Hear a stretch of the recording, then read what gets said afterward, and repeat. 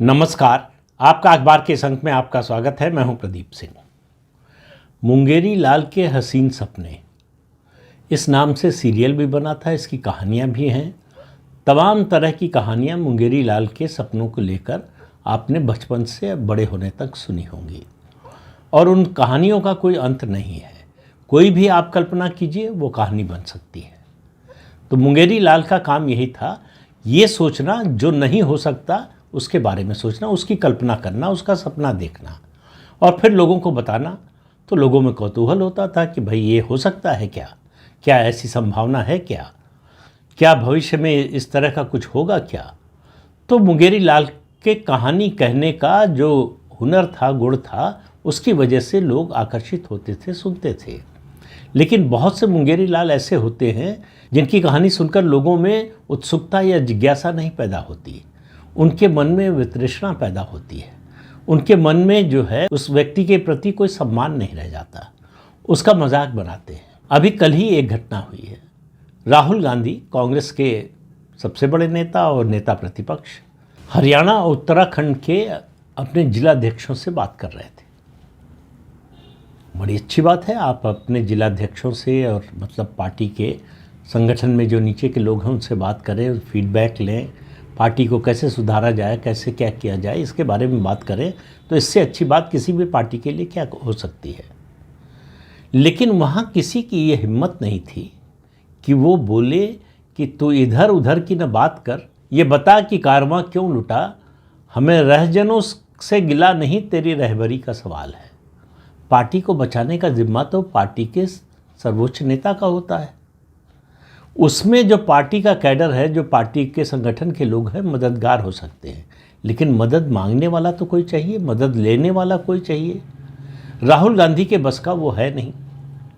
तो उन्होंने सपना क्या दिखाया, और मेरा मानना है कि ये राहुल गांधी का ये सपना अगर मुंगेरी लाल जहाँ भी इस समय ब्रह्मांड में कहीं भी होगा, अगर सुनेगा तो दहाड़े मार मार कर रोएगा कि ये सपना मैंने क्यों नहीं देखा, इस तरह का सपना देखना मुझे क्यों नहीं आया। उन्होंने कहा कि आप चिंता मत कीजिए, जैसे मुगल इस देश से चले गए, जैसे अंग्रेज इस देश से चले गए, एक दिन भाजपा भी चली जाएगी। अब आप देखिए राहुल गांधी का, जो इस देश का प्रधानमंत्री बनना चाहते हैं, उनका इतिहास का ज्ञान देखिए। पहली बात तो ये है, मुगल आक्रांता थे, ये आपके विरोधी कहते हैं, आप तो मानते नहीं थे। दूसरी बात यह है कि मुगल कहीं नहीं चले गए, मर खप गए इसी देश में। लुटेरे थे, आतताई थे, अत्याचारी थे, उन्होंने लोगों की हत्या की, बड़े पैमाने पर धर्मांतरण कराया, महिलाओं के साथ बलात्कार कराया, उसके अलावा हमारे देश पर कब्जा किया, शासन किया। लेकिन मिट्टी में मिल गए। आज उनके वंशज कहीं जो है रिक्शा चलाते हैं, कहीं ठेला चलाते हैं, ये हालत है। जो दावा करते हैं कि मुसलमानों और मुगलों ने 800 साल राज किया इस देश पर, शासक होने का दावा करते हैं, दम भरते हैं, उनके जो वारिस हैं, उनकी जो औलादें हैं, आज वो भीख मांगने को मजबूर है। ये किया इस देश ने मुगलों के साथ। अंग्रेज़ गए न होते तो उनका शायद इससे भी बुरा हाल होता। तो अंग्रेज़ तो भाग गए, वो समझदार थे, पढ़े लिखे थे, तो समझ थी, उनको समझ में आ गया कि कब भाग जाना है, तो वो जान बचाकर भागे। जाना था अक्टूबर 1948 में, लेकिन अगस्त 1947 में ही भाग गए। उनको समझ में आ गया था कि अब जो है इस देश में बने रहना उनके लिए संभव नहीं है। उनको डर गांधी के चरखा चलाने से नहीं था, उनको डर था सुभाष चंद्र बोस से, आज़ाद हिंद फौज से। नौसेना में, मुंबई में नौसैनिक विद्रोह हो चुका था। अंग्रेज़ों को डर ये था कि वो ब्रिटेन से तो सेना ला नहीं सकते, फौज ला नहीं सकते, रिक्रूटमेंट यहीं से होना था। तो उनको डर था ब्रिटिश फौज में जो हैं सिपाही और अधिकारी कुछ, वो सब जो है आज़ाद हिंद फौज के साथ मिल सकते हैं। और उसके बाद 1857 से बड़ा आंदोलन होगा, 1857 से बड़ी क्रांति होगी और अंग्रेज कहीं टिक नहीं पाएंगे, इसलिए अंग्रेज़ भाग गए। इसीलिए ब्रिटेन के पूर्व प्रधानमंत्री आज़ादी के बाद जब भारत आए, कलकत्ता गए, उन्होंने इस बात को स्वीकार किया। उन्होंने कहा कि हम सुभाष चंद्र बोस के डर से चले गए। अब राहुल गांधी बता रहे हैं कि मुगल चले गए। मुगल कहीं नहीं गए।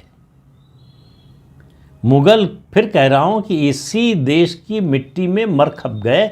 उनकी केवल मज़ारें और कब्रें हैं। जिंदा मुगल नहीं है कोई, बचा नहीं कोई। मुगल सल्तनत का नाश अंग्रेज़ों और इस देश के लोगों ने किया। तो इसलिए राहुल गांधी का इतिहास बोध कैसा है आप इससे समझ सकते हैं। उनका जो बयान है उससे आप समझिए वो बताने की कोशिश क्या कर रहे हैं।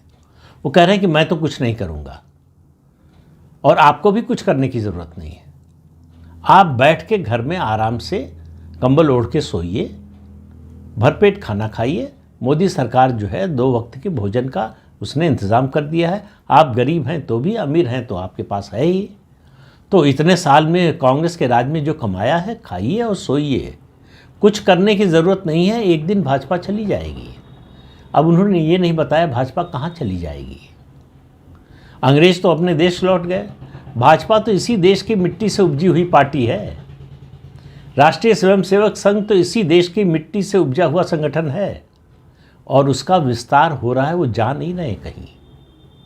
और राहुल गांधी को ये सामान्य सी बात समझ में नहीं आ रही है कि राष्ट्रीय स्वयंसेवक संघ और भारतीय जनता पार्टी का लगातार विस्तार हो रहा है।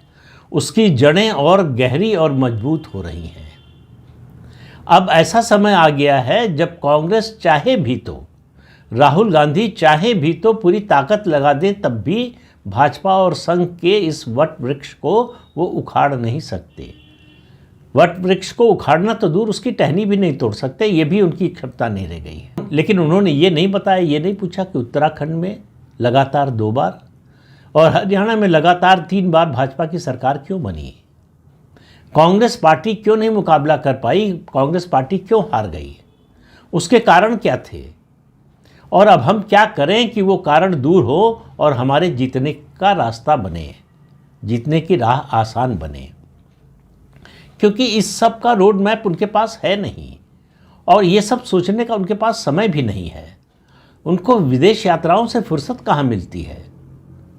उनको राजनीति के इन मुद्दों से कोई मतलब नहीं है। उनको पता है कि उनकी पार्टी जीते या हारे, सत्ता में रहे या सत्ता से बाहर रहे, उनकी सल्तनत बनी रहेगी। जब तक कांग्रेस पार्टी है और जब तक कांग्रेस पार्टी पर इस परिवार का कब्जा है, तब तक उनका राज चलेगा, तब तक उनकी प्रतिष्ठा बनी रहेगी, तब तक उनका वैभव बना रहेगा। जनता में जाएंगे तो जनता में वाह वाह होगी, ताली बजाने वाले मिल जाएंगे। सरकार में रहें या सरकार के बाहर रहें, उनकी पूछ होगी, क्योंकि देश की दूसरी सबसे बड़ी पार्टी है। तो राजनीतिक प्रासंगिकता बनी रहेगी कांग्रेस पार्टी की जब तक वो नंबर 2 के स्थान पर है, और गांधी परिवार की प्रासंगिकता बनी रहेगी जब तक कांग्रेस पार्टी नंबर 2 के स्थान पर है। ये जगह जब तक लेने के लिए कोई नई पार्टी नहीं आती है, तब तक उनके लिए कोई समस्या नहीं है। उनके लिए समस्या उस दिन होगी जिस दिन कोई ऐसी नई पार्टी तैयार होगी जो कांग्रेस को रिप्लेस करने के लिए तैयार होगी।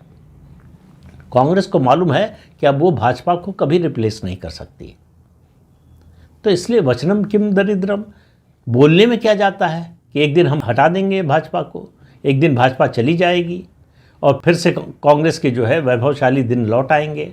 इस तरह का सपना दिखाने का कौशल सिर्फ मुंगेरी लाल के पास था। तो आधुनिक भारत के मुंगेरी लाल हैं राहुल गांधी। उनको लगता है कि कांग्रेस को रेलेवेंट बनाए रखने का और कांग्रेस में बगावत रोकने का असली बात यह है, कांग्रेस के कार्यकर्ता उनसे सवाल न पूछें, हार का कारण न पूछें, जीत का मंत्र न पूछें, आगे का भविष्य का रोड मैप न पूछें। इसके लिए सबसे अच्छा तरीका है उनको सपना दिखाते रहो। उनको न केवल सपना दिखाते रहो बल्कि ये बताते रहो कि कुछ करना नहीं पड़ेगा, तुम्हें कुछ करना नहीं पड़ेगा। ये वाक्य बोलने के बाद मुझे एक घटना याद आ गई। बात है ये 1992 की। आपको मालूम है कि कार सेवा की घोषणा हो चुकी थी। विश्व हिंदू परिषद, राष्ट्रीय स्वयंसेवक संघ, बीजेपी सबने अयोध्या में कार सेवा की घोषणा की थी 6 दिसंबर 1992 को। पीवी नरसिम्हा राव उस समय प्रधानमंत्री थे। अब ये दिसंबर के पहले हफ्ते की बात है, 1 दिसंबर 2 दिसंबर, ये एग्जैक्ट तारीख नहीं याद है, जब उन्होंने उत्तर प्रदेश के विधायकों की बैठक बुलाई, विधायकों और वरिष्ठ नेताओं की, और उन्होंने कहा कि मैं ऐसा इंतज़ाम कर रहा हूं कि आपको कुछ नहीं करना पड़ेगा और अगले कई चुनाव आप घर बैठे जीतेंगे। लोगों को बड़ा आश्चर्य हुआ कि क्या करेंगे। तो उन्होंने वहाँ तो खुलासा नहीं किया, उन्होंने कहा कि मैं इंतज़ाम कर रहा हूँ, आपको कुछ दिन में पता चल जाएगा। तो उन्होंने किया क्या? आपको ये भी याद होगा कि उस समय कल्याण सिंह भाजपा के मुख्यमंत्री थे उत्तर प्रदेश में। उनकी सरकार ने राम जन्मस्थान की जो भूमि थी वो पूरी की पूरी, जिसमें विवादित भूमि भी शामिल थी, उसका अधिग्रहण कर लिया कि अब ये सरकार की भूमि हो गई, सरकार इस पर जो चाहे कराएगी। इसको चैलेंज किया गया इलाहाबाद हाई कोर्ट में। इलाहाबाद हाई कोर्ट में सुनवाई चली और फैसला सुरक्षित रख लिया गया। 1 महीना 2 महीना समय बीतने लगा और हाई कोर्ट फैसला ही न सुनाए। 6 तारीख नज़दीक आने लगी तो संघ के वरिष्ठ पदाधिकारी और बीजेपी के पदाधिकारी मिले पीवी नरसिम्हा राव से। उन्होंने कहा केंद्र सरकार और राज्य सरकार दोनों मिलकर हाई कोर्ट से ये अपील करें कि वो मुकदमे का फैसला सुना दें। किसके पक्ष में किसके खिलाफ इसके बारे में कोई बात नहीं, क्योंकि भाजपा का ये मानना था कि फैसला या तो पक्ष में आएगा या खिलाफ आएगा। पक्ष में आएगा तो अधिग्रहण को कानूनी मान्यता मिल जाएगी, अदालत की मोहर लग जाएगी, तब राम मंदिर का निर्माण शुरू हो जाएगा, कार सेवा शुरू हो जाएगी। अगर हाई कोर्ट कहता है कि ये अधिग्रहण गैर कानूनी है, गैर संवैधानिक है, तो जो अधिग्रहित भूमि जो है वो वापस चली जाएगी अपने अपने मालिकों के पास। तो विवादित भूमि जो 2.77 एकड़ थी, उसको छोड़कर जो विश्व हिंदू परिषद या दूसरे मंदिरों मठों की ज़मीन थी वो उनको वापस मिल जाएगी। तो भाजपा का यह था कि जो विश्व हिंदू परिषद के पास ज़मीन बचेगी उस पर कार सेवा शुरू हो जाएगी। तो कार सेवा तो हर हाल में शुरू होगी।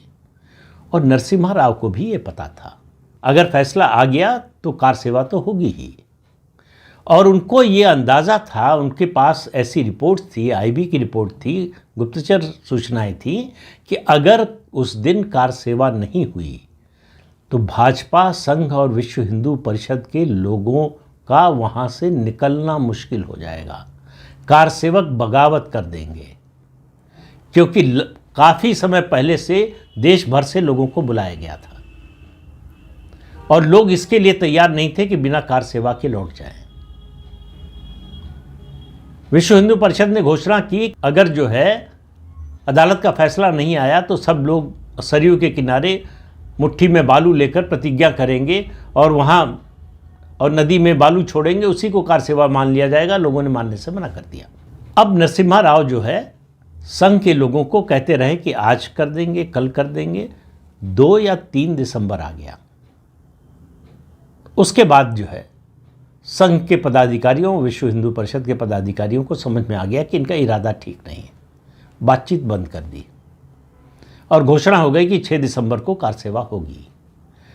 तो नरसिम्हा राव का जो फॉर्मूला था कि घर बैठे 2-3 चुनाव जीतेंगे अगले, तो उनको मालूम था कि 6 दिसंबर को अगर कार सेवा नहीं होगी तो विश्व हिंदू परिषद, भारतीय जनता पार्टी और राष्ट्रीय स्वयंसेवक संघ अपने ही लोगों, अपने समर्थकों की नज़र से गिर जाएंगे। उनका समर्थन खत्म हो जाएगा, बल्कि उनके विरोध में वही लोग खड़े हो जाएंगे। ये उनका जीत का फॉर्मूला था। यही फॉर्मूला प्रकारांतर से राहुल गांधी बताने की कोशिश कर रहे हैं कि अपने आप बीजेपी चली जाएगी। चली जाएगी से मेरा मतलब शायद उनका होगा कि सत्ता से चली जाएगी। सत्ता से भी बीजेपी जाती हुई नहीं दिख रही है। बीजेपी नए नए राज्यों में सत्ता में आ रही है और जहां सत्ता में जिन राज्यों में आ रही है उसमें बार बार आ रही है। लेकिन राहुल गांधी ऐसे नेता हैं इस देश में, शायद पहले ऐसे नेता हैं, शायद क्या निश्चित रूप से पहले ऐसे नेता हैं जिनको तथ्यों से और सत्य से कोई मतलब नहीं। उनको केवल अपनी कपोल कल्पना से मतलब है कि उन्होंने जो कल्पना कर ली कि ऐसा हो जाएगा, ऐसा होना चाहिए, तो उनको लगता है कि ऐसा ही होगा।